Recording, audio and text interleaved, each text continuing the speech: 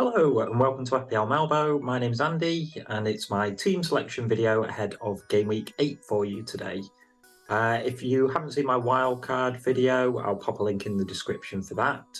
So go and check that one out. The wildcard is still very much a possibility this week, but I haven't yet pulled the trigger. Anyway, without further ado, let's jump into it and see how I got on in Game Week 7.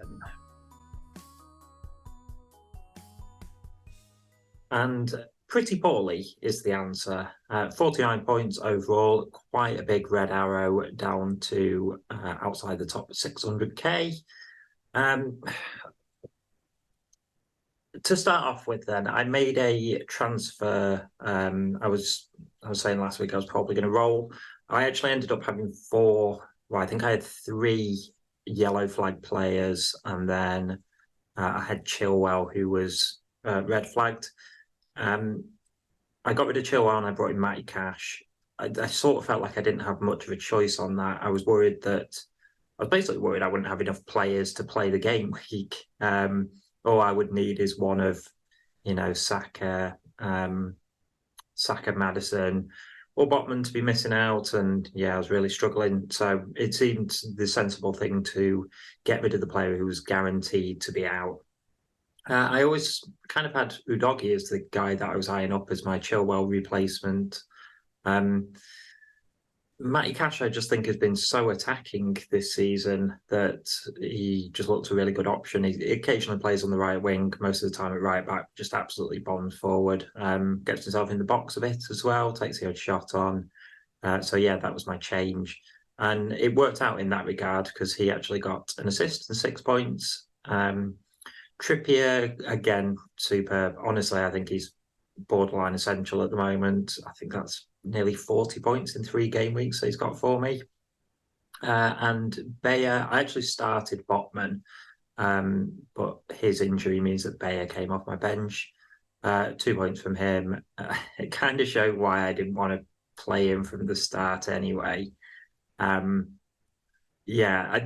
They at least avoided the absolute hammering by Newcastle, which meant they didn't get minus points. Also, I glossed over Flecken, who got me 2 points in goal. Brentford had just gone off the boil at the moment. It seems to coincide with Rico Henry's injury. I don't know if that's a coincidence or not, but yeah, feeling less confident about Flecken. The midfield, first of all, Sterling came off the bench and got 0 points, and I was absolutely delighted because if he didn't, it meant that Estepinian's -2 would have come into my team. But the only return there was Saka. Apart from Maddison, I'm really concerned about all of my midfield. Maddison, I'm happy with. Saka, I'm concerned about injuries. Also, Arsenal had 2 penalties and he took neither of them, which is infuriating, but so be it. And then onto the strikers. Obviously, not owning Ollie Watkins was a big miss this week, but Julian Alvarez, 8 points was handy at least, and a blank from Haaland, disappointing as my captain. So yeah, big red arrow, disappointing week, work to do.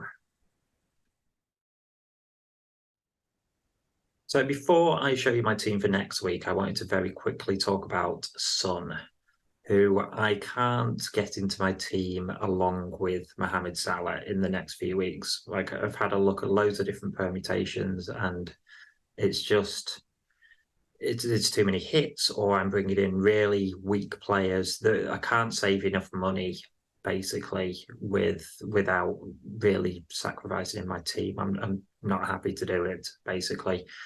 So I wanted to look at whether it was worth getting Son instead of Salah, because I argued Salah was essential last week, and the reason I thought he was essential is that he dovetailed nicely with Erling Haaland as a captaincy option. Son's been so good in the last few weeks, I sort of wanted to have a look at whether you could use Son as your captain rotation instead. This week you would captain Son. It's a no-brainer. Arsenal away compared to Luton away, Son gets the captaincy.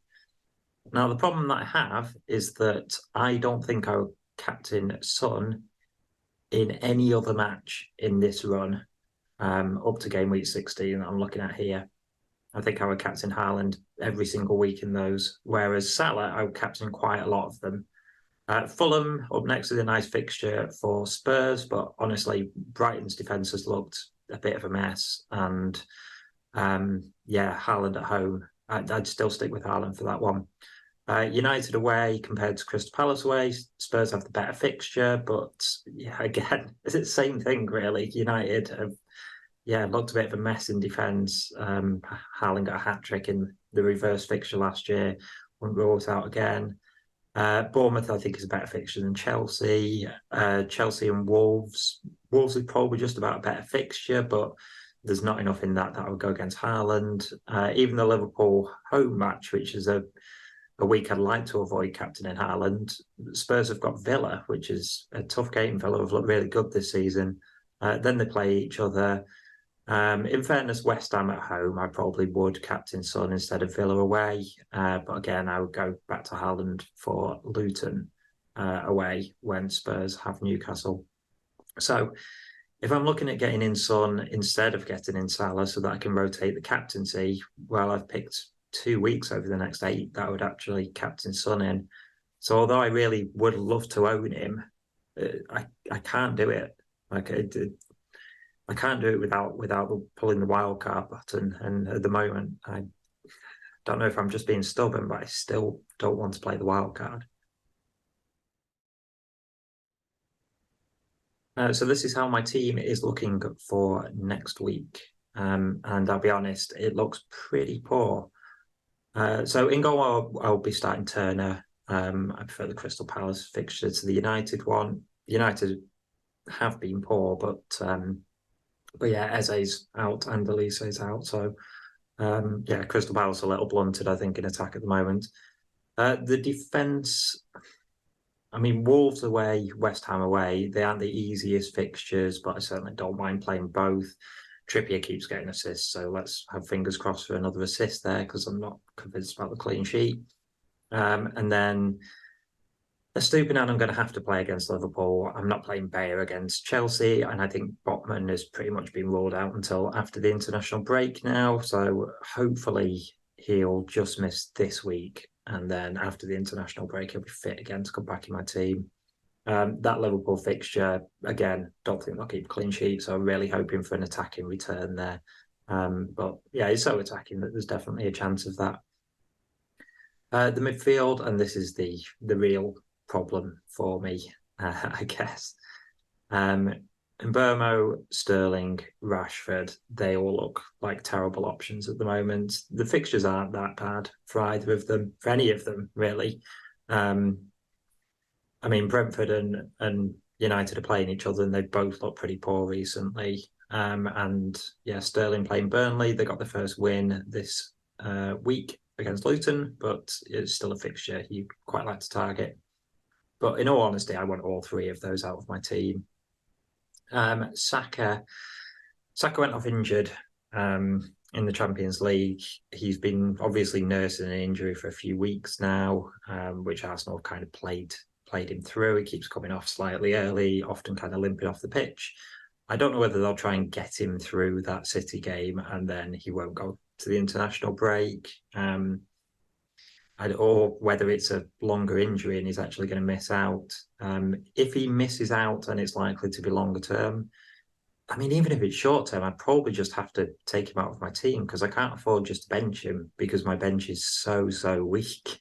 If he's out for even this game week, he's probably going to have to go. So the only one that I'm happy with really is Maddison. Luton away, as I'm not going to be bringing Son into my team, he's genuinely a captaincy option. I still got the captaincy on Haaland at the moment.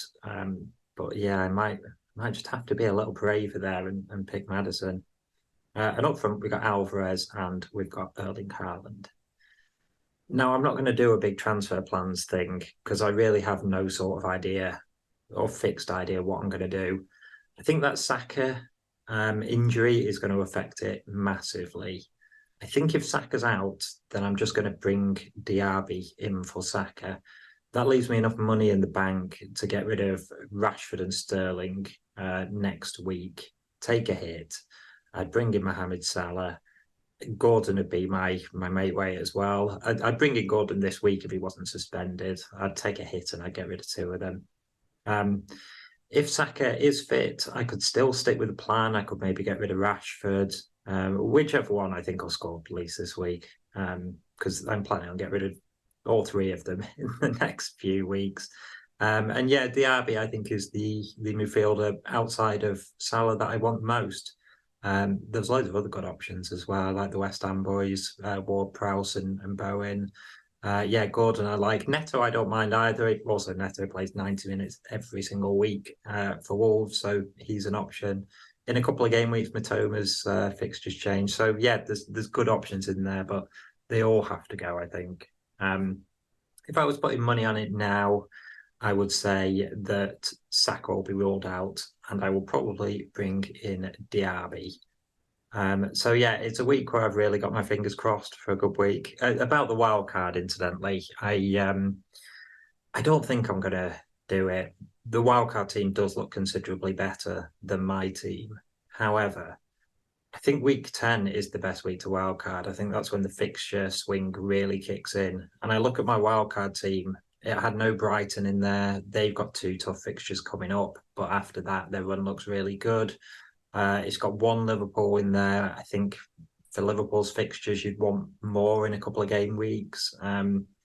Yeah, I don't know. I don't think it's the right time. I think it's knee-jerk reactions to pull the wild card just because the template team's been failing so much. And I think my defense long term looks good. My attack, the double city, I like. My keepers aren't terrible. So yeah, I think it's worth me just in the next couple of weeks maybe taking a hit in that midfield to try and get that into the sort of state that I want going forward. So that's my team selection video ahead of game week 8. If you've enjoyed it, then give it a like and subscribe to the channel. Let me know in the comments what I should do, because at the moment it's a little bit of a loss to work out how to get my team into the sort of shape that I would like. But I'll leave it there for now. Thanks for watching, and I'll catch you on another video.